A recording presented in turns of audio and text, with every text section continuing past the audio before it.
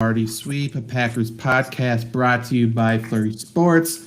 With me is Trevor Land, Luke Reimer, Janet Wilson. I am Zach Bruner. I guess we should say Janet Wilson's back from teaching and moving. She's got a new house finally. Her dog's attacking her. Okay. Anyway, we should start He's got off. something he wants to say, man. Let him talk. I guess so. Okay. For those who don't watch the video product, You're missing out. You should watch the video product, I would say. Let's start with the news that has gotten Trevor cutting onions over there. Devin Funchess, he's hurt. Like, obviously, we knew this. We knew he would get hurt, and he was shut down for the season already, put on IR. So, I mean, there's a lot of memories we could cherish, and he's certainly trying to do a Curtis Samuel impression, I suppose. My question is, who was the better Packer, Devin Funchess or Martellus Bennett? Trevor, you can start. You know what? I'm a little flustered because I was gonna play taps, but then I realized it was just too much work for a guy who hasn't played a snap. I just honestly, I don't know what to do. It's like when you first find out that you're broken up with and you first come to the realization, you're just kind of lost and you want to cry. That's kind of where I'm at right now. So if I leave, that's what I'm doing. I would say Funchess, just because, he never bailed on us. He never bad talked us. So if that's the standard, I guess congratulations. Like, here's don't hand him the participation award too hard, otherwise he'll get hurt again. Mm-hmm. I take Vince Young over them both. Same, That's fact. Actually, that's true. Yeah, good shit. Janet, what do you think about this Devin Funchess news? He reminds me of the character. I don't know. I always come back to the character from SpongeBob. My leg. He's like sitting in a wheelchair the entire, every single season. He's sitting in a wheelchair. That's all I can think of. I mean, that's fair. It's weird to think that he's only 27 years old. I feel like he's been in the league for a couple decades at this point. The dude is the second oldest 27-year-old I know. Oldest is Todd Gurley. Third oldest might be me at this point, the way I feel. But at least I can walk without tearing an ACL, and those two cannot do that. I think this is a blessing in disguise, personally. I don't know how you guys feel. I think this is a good thing for the Packers. And, am I being insensitive? Sure. Wasn't Devin Funchess insensitive to a race of humans? Yes. Fuck him. But now we have Juwan Winfrey and Malik Taylor. I assume the two competing for that sixth and final wide receiver spot. My opinion is both are far better receivers than Devin Funchess. Yes, they aren't that big-bodied red zone target, I suppose. But I think both are good players. Trevor, I don't know. You are a Devin Funchess fan more so than us, so let me know if you agree with that or not. But also, who do you think personally has the lead for that sixth and final wide receiver spot? I mean, I don't even know why we're talking about those guys. It's clearly Bailey Gaithers, but that's all right. It's neither here nor there. He's retired, remember? Yeah, I know, but he's not retired in my heart. Okay. I think the edge goes to Malik Taylor. I like Winfrey a little more, if nothing else, because Malik Taylor will always be stained for me because of that horrible special teams, which isn't his fault. I don't know. I just like what I'm hearing from Juwan Winfrey. I like that nobody can spell his name right. I think that's kind of entertaining. But I think the important thing to bring up with wide receivers is, how are we in a world where EQ has a spot in a roster and Kamal Martin doesn't? We'll get into that later, but how is this dude on a team? He has literally done nothing. He's like Devin Funchess, but, he's played 3 snaps. Fair. Yeah, I like Malik Taylor a lot. I think he's a good player. He has a role in this offense, whether it be the fifth receiver or whatever.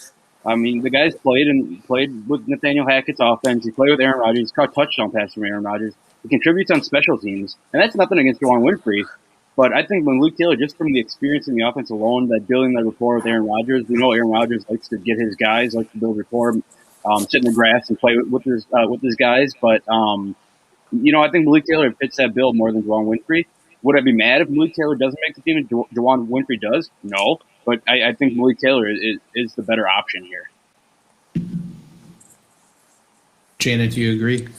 Yeah, I agree. I feel like Malik Taylor fits the offense a little bit better, and like Luke said, he's already had experience with Aaron Rodgers and just playing the game with him, so I think he'll fit a little bit better. But I mean, if it goes either side, honestly, I'm not going to be upset as long as it's not Funchess and sitting on the sidelines on a wheelchair.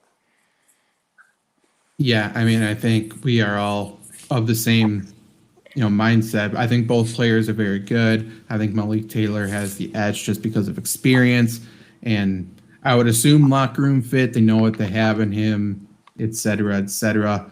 Do I think Juwan Winfrey's the sixth best receiver? Yeah. Do I think Malik Taylor's the fifth best? Yeah. I think both are better than Amari Rodgers. That's neither here nor there, but it is what it is.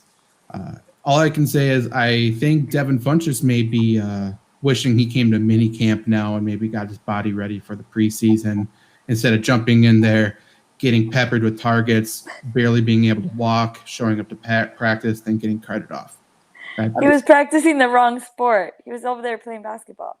Yeah. I bet his trip to Hawaii was fun, though. Oh, I bet. I hope he can go back sometime. Isn't life experiences really what life is all about? Like, if we're really thinking about it, granted, if you're a football player, it should probably be about a Super Bowl ring, but that just shows you Devin Funchess, he's one of us. He's one of us. It's about the friends you make along the way. And the bridges you burn, apparently, as well. Yeah. Whatever. So long, Devin Funchess.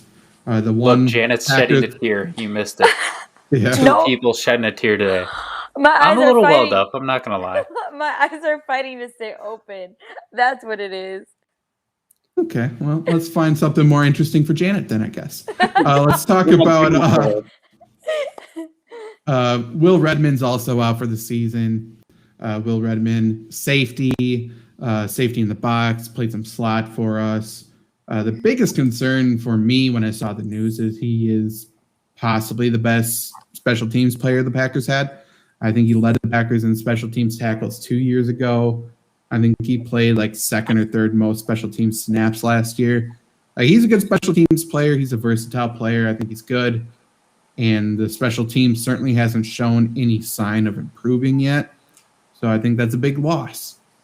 And personally, I feel like that he should be someone who should be replaced. And I want to know your guys' thoughts on possibly replacing him with somebody like Kenny Vaccaro. Vaccaro was a cornerback turned safety, box safety, super versatile D-back, played for the Titans last year. Kind of a nutcase a little bit, kind of, wanders on play, so to speak, but he's an athletic freak. And I think he would be perfect on special teams especially, but perfect in that box safety role. It makes no sense not to have him on the team. Not saying that's going to happen. But Trevor, what do you think about not necessarily Kenny Vaccaro? I guess you can shed your insight on that too. But the Packers, do you think the Packers should replace that role via free agency, or I guess promote within? Yeah, they need to pick it up in free agency. I mean, this special teams is maybe the most pathetic thing ever, which is hilarious. I mean, there are 32 special teams coordinators in the NFL, like at this level in the world. We can't find one. Like, are you kidding me? I like Coach Mo. I think he's very good. I think our players suck. But continue. Okay. Either way, it's been bad for a while. But, you lose that production because he was one of the better guys. You need to replace it. Kenny Vaccaro, I think he was really good for, I think, a year with the Saints. And you talk about his role that he could fill. In the special teams, he definitely fill that. Safety. He'll never get burned every time. He'll never be the reason you lose games by a ton, usually. I think you got to replace it. Promoting inside, I've seen no reason to believe that you can, because who's going to step up? Even the starters can't step up in the special teams. Yeah, I agree. I loved as not a big college football guy. I loved watching Kenny Vaccaro when he's at Texas. The guy would fly around the field. He hit hard. I know it's different sports, college football, NFL, but a guy who's willing to just stick his neck out there, especially in run defense, and try to blast, a running back in the backfield is great, especially with the running backs in this division being David Montgomery, Dalvin Cook, DeAndre Swift, who are all pretty hard, good runners. You get a guy like that who can just fly around the field. Gives Adrian Amos a little bit opportunity to kind of freelance a little bit and either play up or play back to the pass, whatever like that. But it's sad to see my guy get hurt. I always have a soft spot for these special team corners, safeties. Throw some names at you that had a special spot for me from a couple of years ago. Herb Waters, Lindsey Pipkins, Demetri Goodson. Like, they're all fun to watch. They're all dancing out in the field and everything. I think they bring a good time, but it does make sense to go out and sign another guy like they did with Campbell. So, and if you want to take that next step, you have to get guys who have played, veteran guys who know how to play football and can help the defense in a little bit. And I think someone like Kenny Vaccaro definitely does do that more than he would hurt the defense. Janet, your thoughts? Yeah, I agree. The special teams need somebody to light a fire underneath their asses, because I am tired of watching them fail every time. I don't know. It just makes me sad. So if we bring somebody that's free agency, I think they'll have experience. They'll obviously have some sort of fire. Yeah, every time the special team gets on the field, I just don't want to watch anymore. Fair enough. I'm tired of watching J.K. Scott go out there and try to punt the football, whether it's preseason or not. I mean, he shouldn't even be punting right now, and he's still doing, punting a couple shanks per game. And it doesn't make sense. I have no idea. It's just a pride thing. That's the only reason why he's still on the team. There's no other reason. Let's talk about that game a little bit. I think preseason game number 2 was more meaningless than the first. It's certainly talked about less. I would assume mostly because Jordan Love didn't play because he was fake injured. I think the biggest thing everyone or people should have been looking at least is the offensive line, what they were going to do with that. Offensive line first preseason game really sucked, was really bad. So they came back in this one. I'll say Nijman, Yash Nijman. I said he shouldn't be in the league last week. I still agree with that. He did play a lot better. They moved Lucas Patrick to center, which is concerning. I think he should be the starting center, but not for this reason. And then they moved Royce Newman at the starting right guard spot. And if you want to watch the worst right guard play I've ever seen in my life, honestly, watch that second preseason game. The plays, I think the most notable plays of the entire game people remember is Kurt Benkert falling down 2 times in a row. And the reason for that was because Royce Newman stepped back behind center immediately. He stepped on Kurt Benkert, the guard, not the center, both times. And this isn't an exaggeration. I think 95% of the time, Royce Newman was blocking on our side of the line of scrimmage, which means he's not getting any push. He's getting pushed back the entire time. The dude is dumb. The dude has subpar feet. Everyone's saying he has quick feet. And he's weak. The dude fucking sucks. And he shouldn't be in the NFL. Nijman can join him. I don't care. But Royce Newman is fucking pathetic. And there's a legitimate chance the Packers start him at right guard because they want to trade or cut Lucas Patrick to save money. And to save money for what? Maybe extend Devontae Adams, maybe not, maybe to sign another piece of shit, probably a second punter. It doesn't make sense. Royce Newman's really bad at football. He's really, really bad at football. That's the nicest thing I can say about him. I think the best part is, you brought up him stepping behind the center. Let's assume that he's even a good blocker. Right? Let's just assume he's a good blocker. If you're stepping behind the center, you're already closing the pocket a shit ton, even if you're blocking well.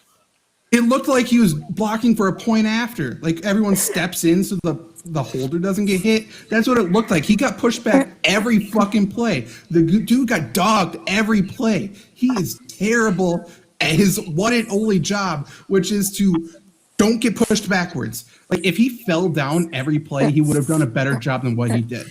Just fall down and make a fucking pile. The dude is terrible at football. There's no excuse for drafting him where we did. There's no excuse. It's hilarious. First of all, I love that you're the guy ranting. It's a nice little change for me here. Second of all, it's just it makes no sense. Like he's clearly on the team because of pride, right? But then we have instances like Kamal Martin, who again we'll get into later. Obviously, if you can't tell, I'm excited to talk about him. Where he is cut, and it's very clear pride isn't there. So the inconsistency makes no sense. The drafting at the time was dumb. He was drafted higher than he should have been. Where he should have been drafted was also too high, clearly, which is a massive problem. Did anybody watch this guy, like film, like at all? Because did we expect he'd be the same at college? Because even then he wouldn't be worth third round pick. He was terrible in college. He was a guard and then moved to tackle because he was bad at guard. And then he moved back to guard because he's not good enough at tackle for the NFL. He went to the Senior Bowl. I believe he played 11 snaps and got beat on fucking 9 snaps. And we're like, the dude is smart and he's versatile. I don't get it. It blows Exactly. I don't understand. Did we expect him to get better? Like, did Goot wave a magic wand and say, poof, like I don't understand. I think he's trying to get Aaron Rodgers killed personally. Maybe. I don't get it. I don't know. Put Van Lanen in there. At least he sucks, but he's better than Royce Newman. Luke, before Zach pops a blood vessel in his eye like Stewie in Family Guy, what are your thoughts? Thank you. Be a host, please. I don't know how you really follow that up. I feel me and Jan are just sitting here with our arms. But I still, Zach, when we drafted him, we talked about it. I don't know why no one ever taught this guy how to play tackle. Like he's got the perfect size for tackle. I don't know if it got misinterpreted in middle school, high school, college, whatever. But you are right. The guy sucks. I believe we called Nijman the blocking stud last year. I think the blocking stud of the year, or last week, the blocking stud vote of the week goes to Royce Newman, obviously. You can't because he gets pushed back too easily. Like no resistance. Like he needs someone to provide resistance. Janet, he can't even do that. While he's going, show off the T-shirt, please. Give us some free promo. Buy the shirt, please. Pay for Zach's psychologist, please. Go on, Luke. Sorry. I don't even know if I want to go on anymore, honestly. It just reminds me.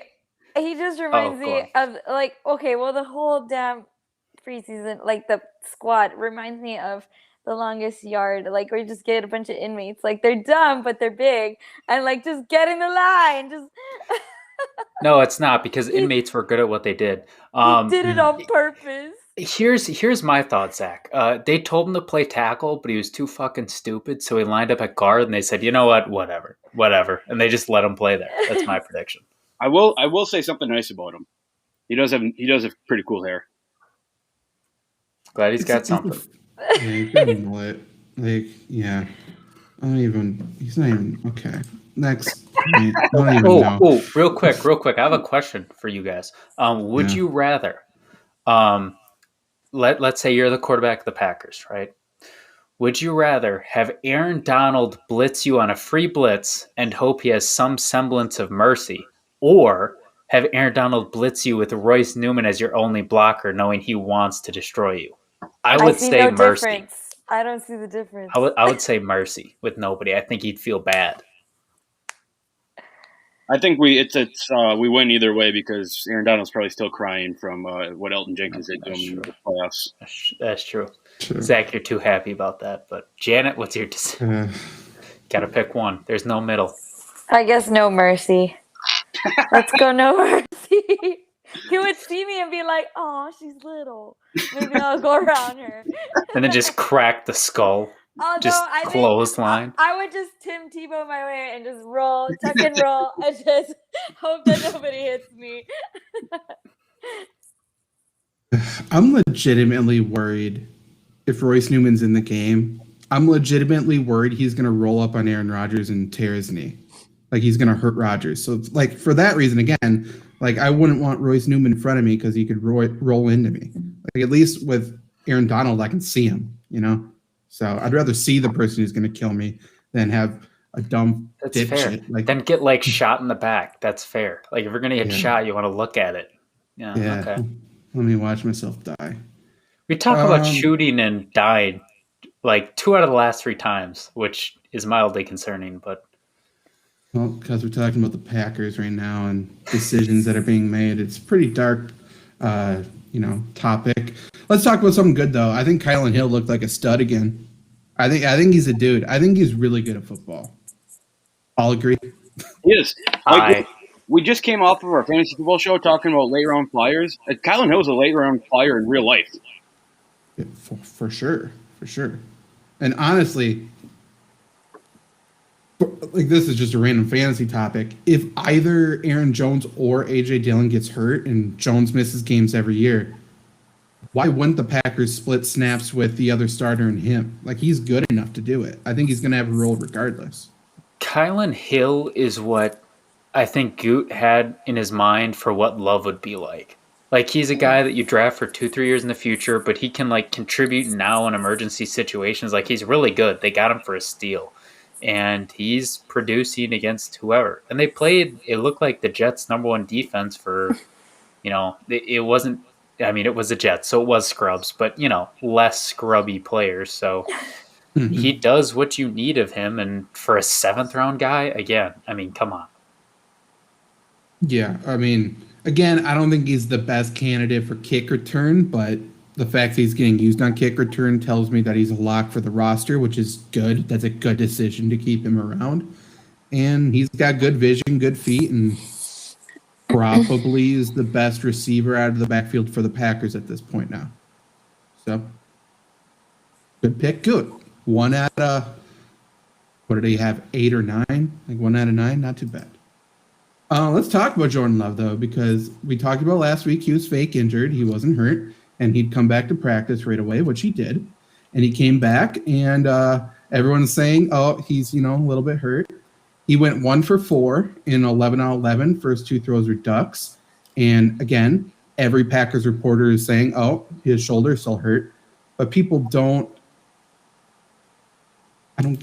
use a little bit of common sense, because he immediately after this, he started bombing throws down the field. Like he was doing deep shot throws in practice, which maybe it's just me, but I wouldn't do if I had an injured throwing shoulder. So I'm going to guess his fake boo-boo is still fake, and his 1 for 4 is very real, and he's just not a very good quarterback, at least at this point in his career. So it's just further solidifying the fact that the Packers are probably going to keep 3 quarterbacks, because they'll run this whole throwing shoulder injury into the season. Again, it's a fake injury. 100%, he's not hurt. But they're going to keep milking it and justify keeping Benkert because Jordan Love's injured. And Benkert just is the emergency quarterback because he's clearly the only one ready to go. And that's good. Now we can keep one less like D-back or linebacker or someone who can contribute on special teams. Hooray. Thoughts? That's how I see this happening. No, this is your show. We're just here. This is your show. We're just living Zach. in it. We're just living in the moment. Here. I'll bounce some ideas off of here, Zach. Jordan Love, whether he's hurt or not, who knows? I think we do know, but who actually knows?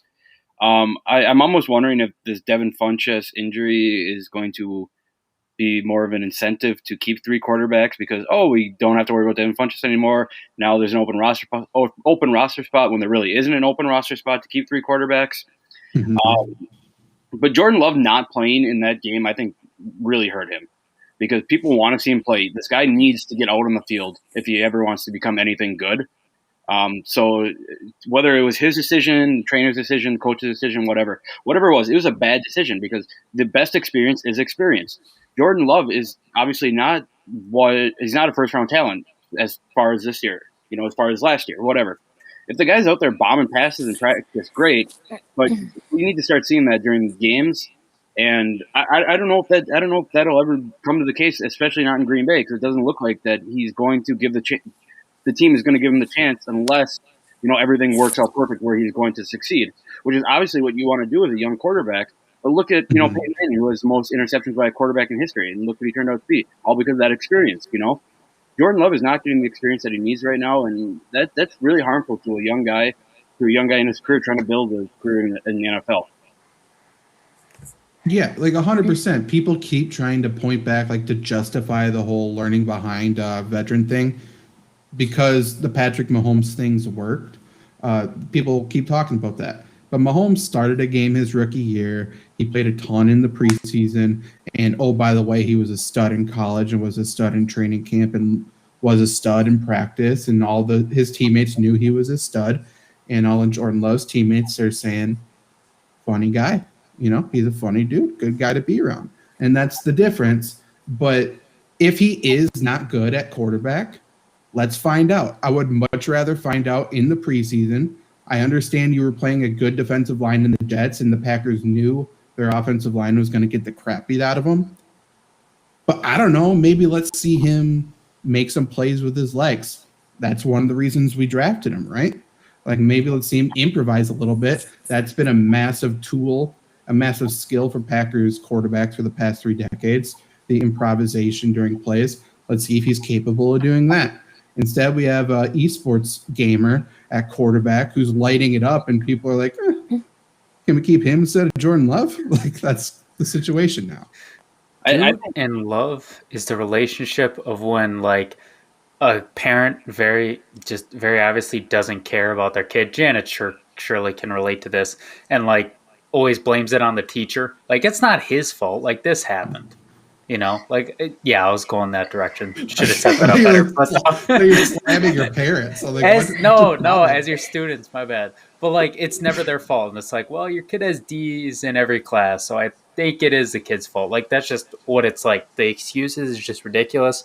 Jordan Love, some of his quote unquote best passes were actually just really good catches. Ben Kurt looked like the second best quarterback, and it didn't really look close. I mean, the only time he looked really bad was an interception that wasn't ideal, and when Royce Newman's fat ass stepped on his foot twice, in which case he still got 5 yards out of one of those plays. So, for Jordan Love, it's like not only do you look like a bum, are people questioning you, but this guy that was supposed to be like the easy beat for you is looking better than you. Like, what are we even doing here? Seems like it'd be most beneficial to just throw him out there in a preseason game and just let him go nuts, Jordan Love. Why not? Just do something. Just let him bomb it deep, yeah. Well, if he's so good, why not? Let's make Packer fans be like, hey, yeah, let's move on from Rodgers. If he's that good, let's do it. And if he's not that good, then let's keep Rodgers. Like, that's the easiest scenario. Like, let's see. That's all I want to do. I want to see.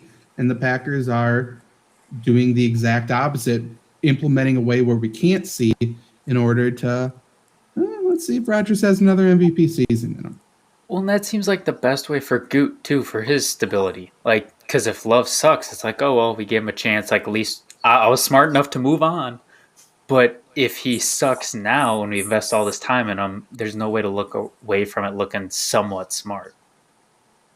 I disagree with that, just because if the Packers move on from Love at any point because he's bad, I think Goot probably leaves with him. Like, I don't see a way where he stays with, because he's put so much into Jordan Love at this point, whether it's his actual decision or not. Like, everyone is saying it's Jordan Love and Goot versus Aaron Rodgers. Whether that's the case or not, it's probably not that black and white, but it seems like that's the narrative being pushed in this offseason. Or let's just say Jordan Love went in there. Let's say he went Nate Peterman on the Jets and threw 5 interceptions, looked absolutely terrible. There is zero leverage to keep Jordan Love over Aaron Rodgers next offseason, but they would have to. They would have to trade Aaron Rodgers at that point. Teams offer a little bit less. There's just so many bargaining chips in play, and I don't know. I think Goot will leave at the same time Jordan Love does, and hopefully that's soon. I'd love for that to be soon. I just don't think that's the case. Also, random fact, did you know Mark Murphy's the first president since Vince Lombardi to split the power of the GM to make it not a true GM? I think we should be a little bit more pissed at Mark Murphy, too. I just want to make sure he gets his shots this episode, too. True, but at least Mark Murphy brought us a championship. Like, that's something at least. Did he? He didn't do it. Nah, that's true. He had a hand in it, okay? It's better. You know what? He was there when it happened. We're in a division with the Lions, Bears, and the Vikings. Okay, he at least cleared the smallest hurdle in the room. Let's at least give him that. You know who won us that championship was Howard Green with this pressure on Ben Roethlisberger in the second quarter where Nick Collins got that pick six. Maybe he should be the president. Or rest in peace, Kevin Green, when he gave the best speech of all time to Clay Matthews. 100%. If you haven't watched it, look it up. Watch any Kevin Green stuff. The dude's electric. Watch him in. I think he was in WCW. Watch him there too. One other press conference to talk about here that everyone's talking about, and I want Luke's thoughts on it. Hopefully you saw it. Did you see any of the Kevin King one? No, I did not. Watch it later. Everyone's talking about how Kevin King really won them over, and I thought he talked really well. I thought he did a good job. One of the quotes he said, which made me audibly laugh out loud, I guess, was, "I am one of the top players in the league, and no one can take that from me." And I said, "Well, if Scotty Miller can take it, I think anyone can take it, buddy." But people were impressed with him just because he was talking up the rookie and saying he's not going to withhold anything. He was talking about no one can take what's in store for him away from him. He talked well, and right, and they brought that up too. Like, they just talked about, when he's healthy, he's good. When he's not healthy, which is most of the time, then he's a liability. But he talked football. He talked X's and O's. Talked about things he could have done better. Had a good sense, and reporters were like, "Oh, Kevin King won us over." I don't think anyone's ever said Kevin King's stupid, and he's been around football at a really high level for a long time. And he has all the athletic tools. I just think there's a disconnect between his mind and his body. And without a doubt, he's always hurt. So he's not one of the top players in the league. Yeah. He means well, but guess what? We're all in. So, I don't give a shit about what you have to say. You could say anything. If you win us or are good enough to help us win a championship, that's all I care about. You can be the most humble guy ever. If you suck, I do not want you on the field. He also talked about, if Stokes beats him, that's okay and stuff like that, too. I just don't like that, man. He doesn't have that dog in him at all. He's not a Bobby Portis. Need those. Honestly, Bobby Portis thinks he should have been MVP of that series, for sure. 100%. And you know what? Maybe. But, not maybe.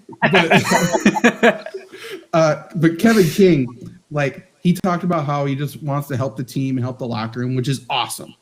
That's great to say for a role player, for someone who is the third or fourth cornerback. If you want to be the guy, especially at the cornerback position, you need to have that Paul Pierce in you. You need to think you are the greatest piece of shit that's ever lived. Crap your pants and have to leave early, Paul Pierce? Or no, the I call game Paul Pierce. Okay. Yeah, just clearing it up for our fans.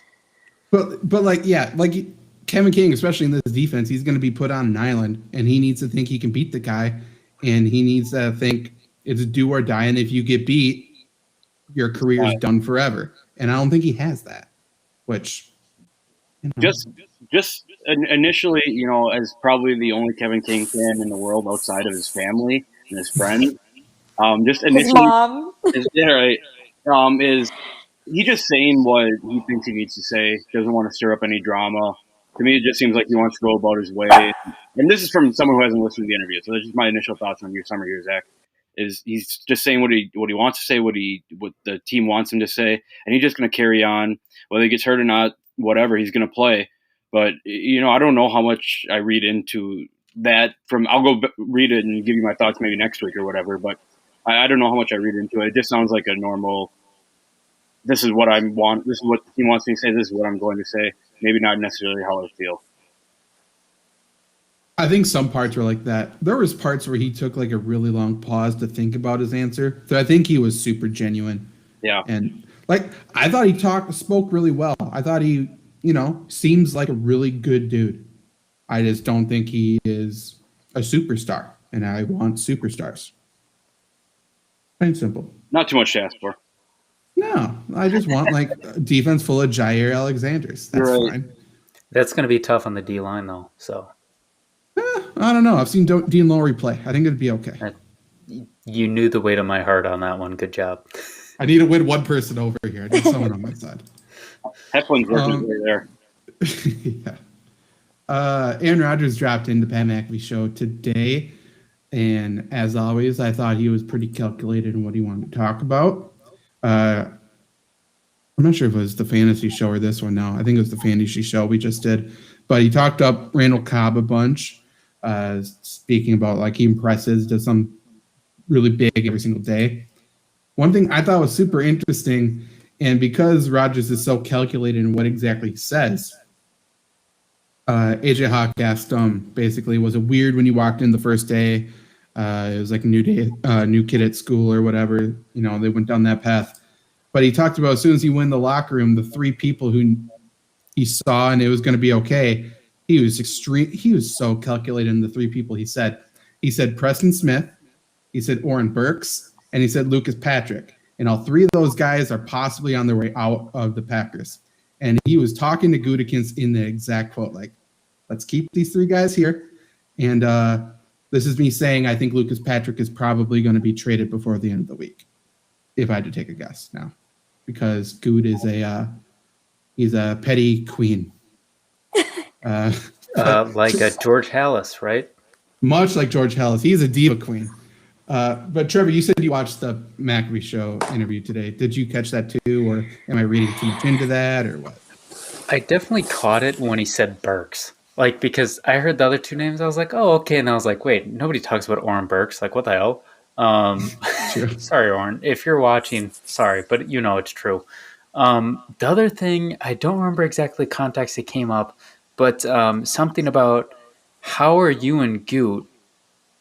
It wasn't said like that, but it was kind of phrased like that. And he immediately steered away from Goot, and nobody either nobody noticed or nobody called him out on it.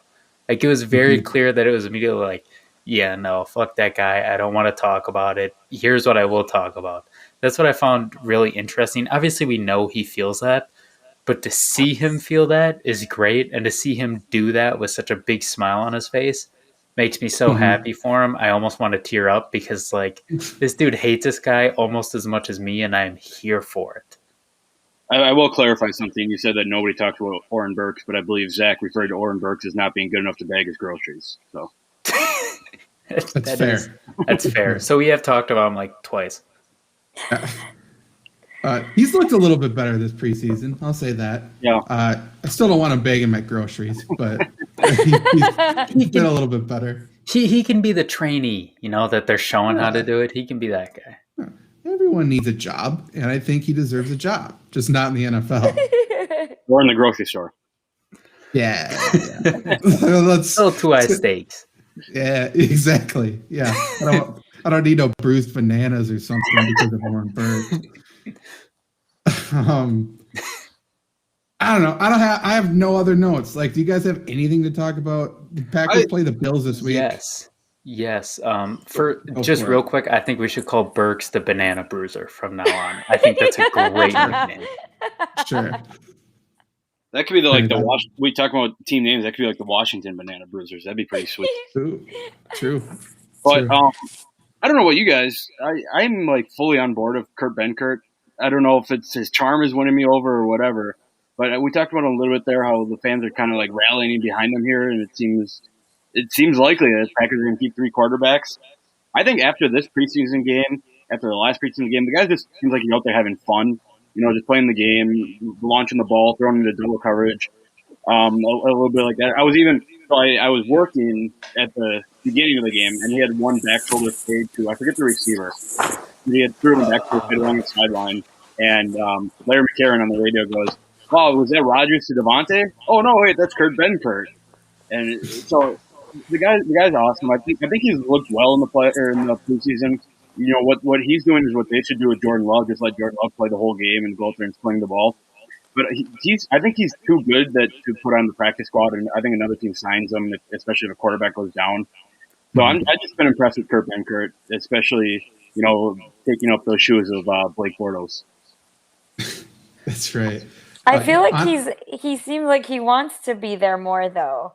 Like based off of his social media, I don't know. I follow him on social media, and like I see all the things that he posts. Like he's happy to be there, and I feel like Jordan Love doesn't even want to be there. Like he doesn't realize exactly that Packer fans have had 2 Hall of Fame quarterbacks, and you're next, and you got to step it up. I just feel like Jordan Love is going through the motions at this point.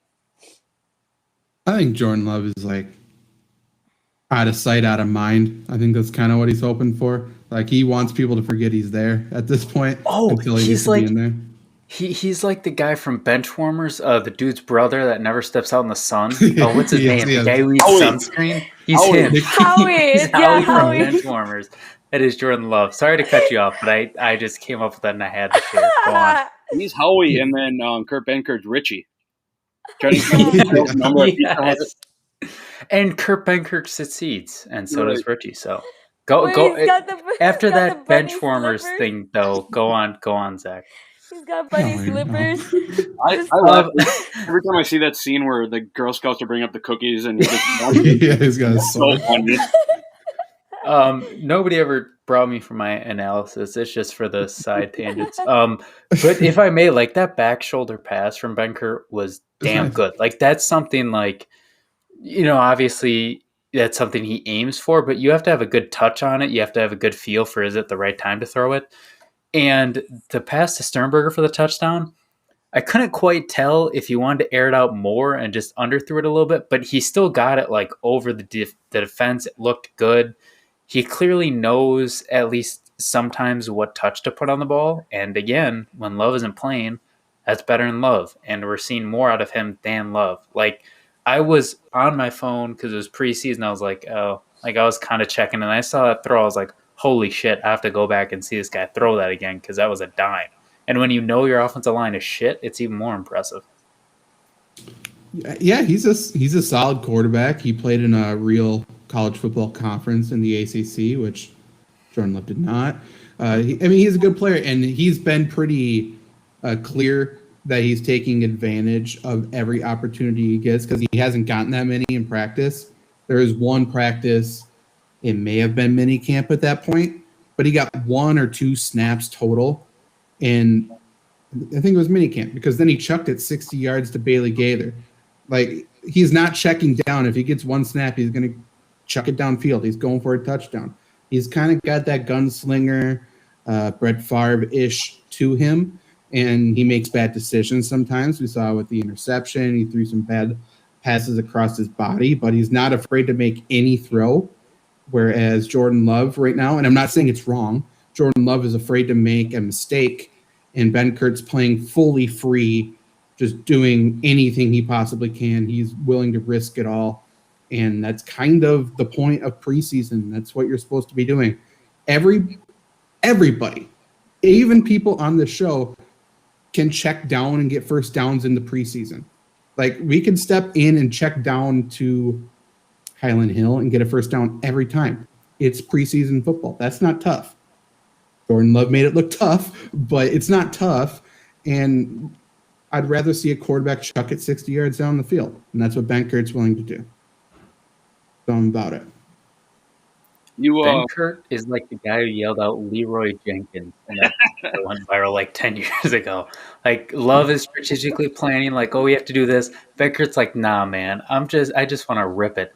And dare I say, I think he got that from Blake Bortles. I think there's a piece of Blake Bortles in him. That's enough. He's just looking back on all his memories. He's like, oh yeah. Zach, you mentioned that we got the Bills next week. I will say it'll be fun to see Mitch Trubisky again. Yeah. I mean, he's gonna light us up. I guarantee it. It's gonna be good for his own like personal growth to be like, I can finally pass against this Packers team. Man, what? Yeah, okay, I'm not gonna go down that route. We should just let Benkert play the entire game, though, right? Yeah, 100%. Yeah. If Jordan Love's not going to play, there should be no one else playing. Yeah. Why are we even bothering with Dolly Agata? Like. Right. Oh, hey, as I've said, open up to a fan vote. For every share you have, you get a vote. Choose between Love and Benkert. And I guarantee you, if people have watched him live, are probably going to go Benkert based on what we've seen. Honestly. But, like, just from a common sense point of view, let's just say Jordan Love's out, which, his fake boo-boo got worse, strained, butthurt strain or whatever. But if you're trying to figure out who's going to be that sixth wide receiver, if you're trying to figure out which of these offensive playmakers are going to make the team, why wouldn't you put a competent quarterback in there to get the best out of them to see what they can do?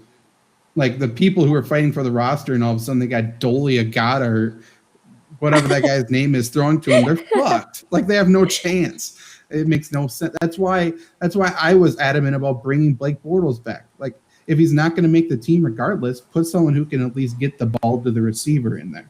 It just doesn't make sense to me. And he could have punted too. Bortles can pretty much do it all, and he could have showed JK a thing or two, That would have worked. Kurt Benkert was punting at practice when I was there. Better than Scott. Right. Well, he shanked one. He goes, this is harder than winning 3 Warzone games in a row. So. Well, I mean, JK shanked one too in his game. So. Anything else you guys want to talk about with the Packers? No, I think we'll have a good show next week, though. We'll kind of figure out what's going on with the roster and see what week 1's going to be looking like. Oh, we didn't talk about Kamal Martin. Oh, yeah. Oh, yeah. Yeah. The guy that I said I was eager to talk about and then just forgot about him once I started thinking of Howie from Benchwarmers.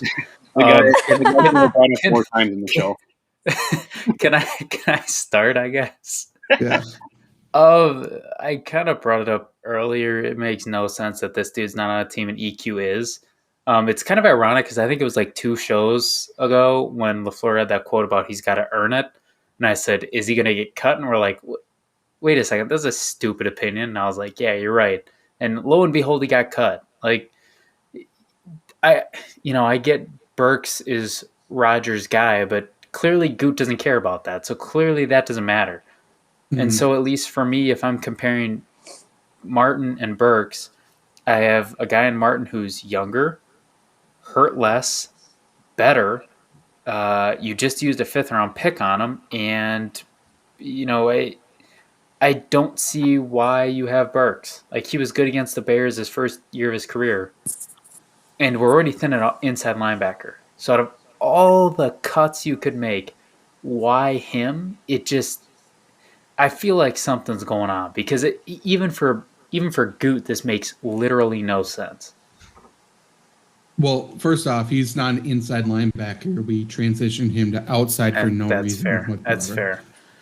But like he hasn't, since LaFleur talked, he hasn't even practiced because he's been hurt with something. Maybe the injury is worse than they thought. But even still, you could have put him on the PUP list or something then too. I don't know, man. Like there has to be something mental, I feel like, whether it's a dispute with coaches or if he's just struggling with something. You don't go from like a starter and seemingly the best draft pick last year to not good enough to even practice with the 2s. Like it just doesn't make sense to me. I don't get it. Let me tell you, I would say that Kamal Martin is someone who I would want to bag my groceries.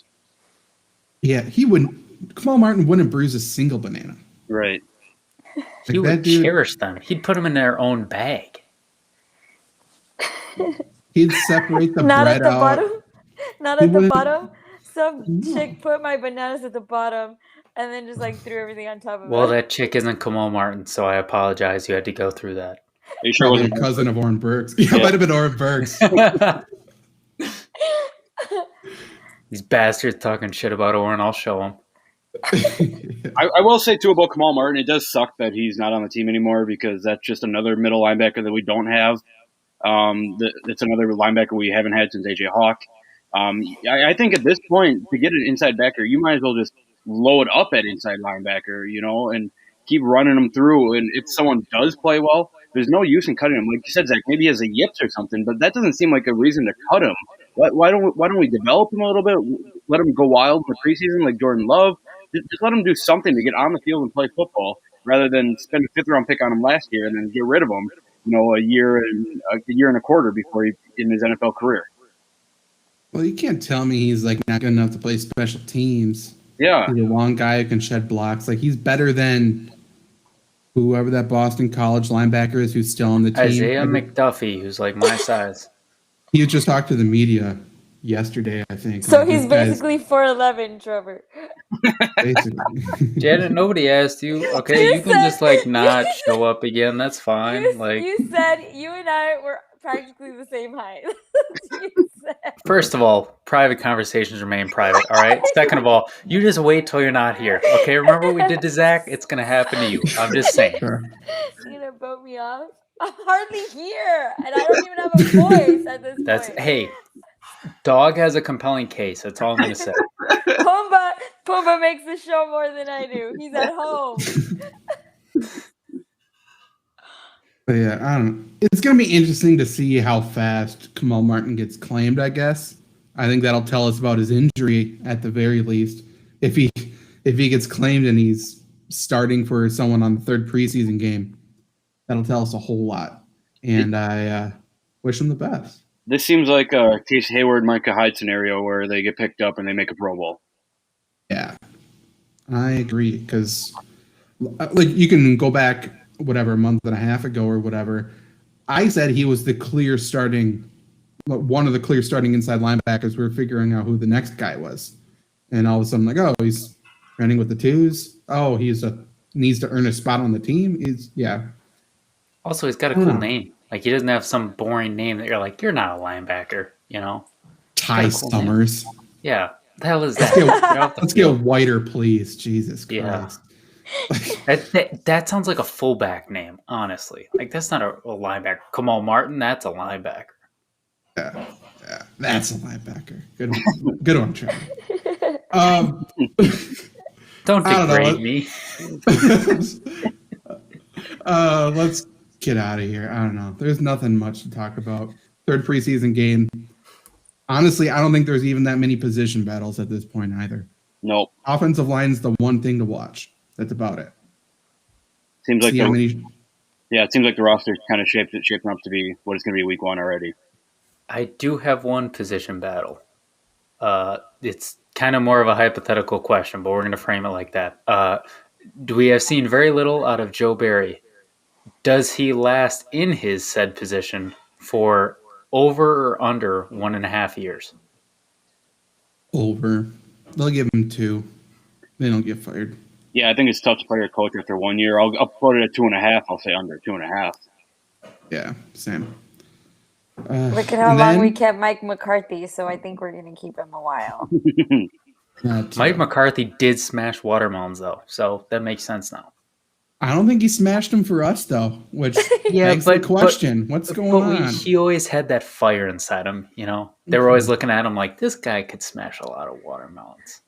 So Maybe that's where Warren Burks learned his fruit destruction from. Warren Burks, the modern-day fruit ninja. That's where we'll leave you. He's the Gallagher of the Packers. Right. If anyone knows that reference. Okay, let's get out of here. This was Lombardi Sweep. We'll be back next week with super exciting stuff. Big show next week. See ya. Dun, dun, dun. Peace.